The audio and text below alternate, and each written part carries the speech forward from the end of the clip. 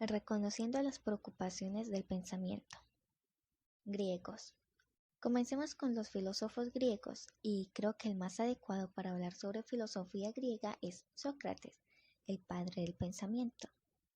Pero antes de hablar de este enigmático y fantástico personaje, vamos a hablar sobre el contexto sociocultural de esta época. Las ciudades más importantes de Grecia eran Atenas, Esparta, Corinto y Tebas. Dichas ciudades adquirieron un control sobre los pueblos y zonas rurales que se encontraban a poca distancia. Atenas y Corinto se convirtieron en grandes potencias marítimas y mercantiles. La filosofía de esta época se centra más en lo ético, político y en lo antropológico. Además, tiene un fuerte interés por desmentir los mitos y concentrarse en la ciencia, aunque hay que recordar que muchas de sus filosofías vienen de lo mitológico. Se podría decir que la historia de la filosofía griega se divide en un antes y un después de Sócrates. Los sofistas eran los que comúnmente conocemos como educadores, un profesor, que instruía acerca del espíritu de la democracia y los valores de una cultura humanista, cuyo ideal es promover un cambio en lo político y en lo moral de su tiempo. Sócrates es el personaje principal que va a representar el nuevo rumbo que toma la filosofía. Su método filosófico, la mayéutica, un método que sin duda refleja lo que es la filosofía, una indagación dialoga que inspira al conocimiento verdadero que se halla no fuera, sino dentro de nosotros mismos. Medieval. Esta época se caracteriza por estar fuertemente ligada a la religión. Se basa en el cristianismo. En otras palabras, era una filosofía cristiana, donde Dios era el centro de todo su pensamiento.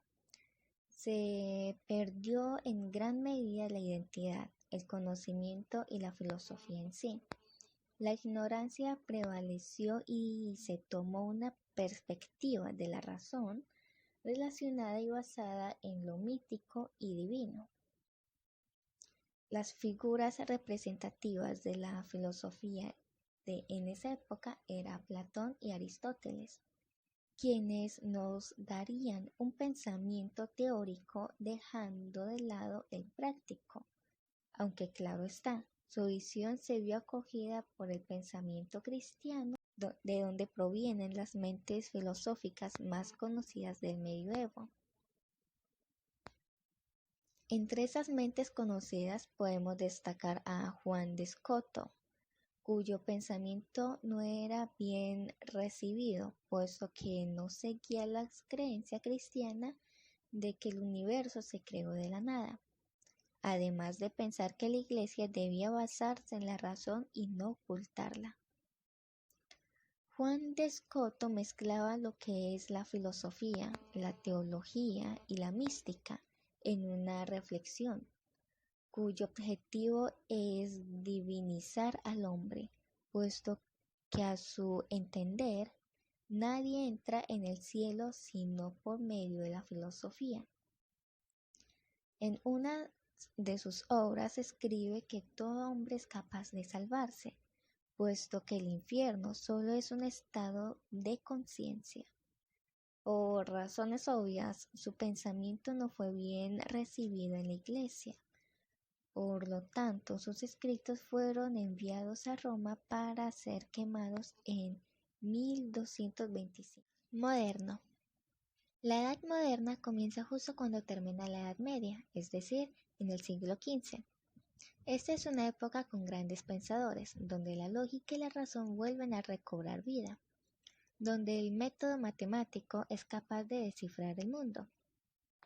Se produce un notable progreso en las ciencias y nacen físicos, matemáticos y astrónomos muy destacados.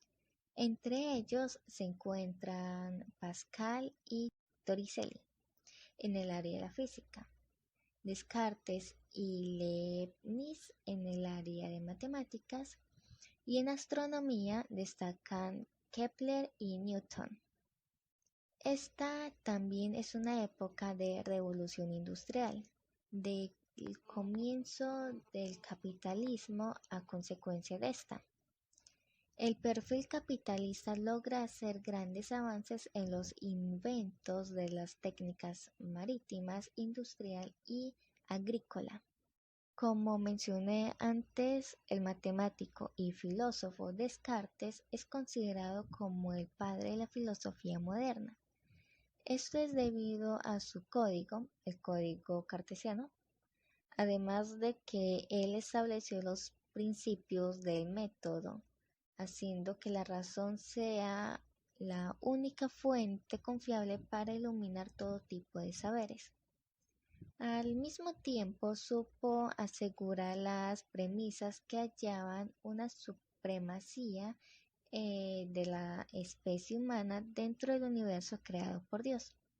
Según Descartes, la filosofía cartesiana tenía muchos y graves errores. Contemporánea. Esta época se caracteriza por tener gran variedad de pensamientos y por consiguiente de escuelas muy heterogéneas, con puntos de vista afectados por los factores socioculturales totalmente contemporáneos, como por ejemplo la crisis política, las ciencias empíricas y formales, por el descubrimiento y la práctica del psicoanálisis. Aquí nacen las ideologías como el comunismo, el socialismo utópico, el anarquismo, entre otras. También surgen los nacionalistas, el cual está vinculado a la Revolución Francesa. Sin embargo, este movimiento no fue aceptado ni en el comunismo ni en el socialismo. Marx criticaba el uso de nación por parte de la burguesía al utilizarla como justificación ideológica al servicio del Estado opresor. Uno de sus representantes es Friedrich Nietzsche, cuya vida fue algo difícil, pero aún así amaba la vida. Uno de sus argumentos fundamentales era que los valores tradicionales habían perdido su poder en la vida de las personas. Estaba convencido que dichos valores hacían al ser humano débil, porque eran creados por personas débiles y resentidas que formaban el comportamiento como la sumisión y el conformismo, porque esos valores implícitos servían a sus intereses en dichas conductas. La solución era crear nuevos valores. Friedrich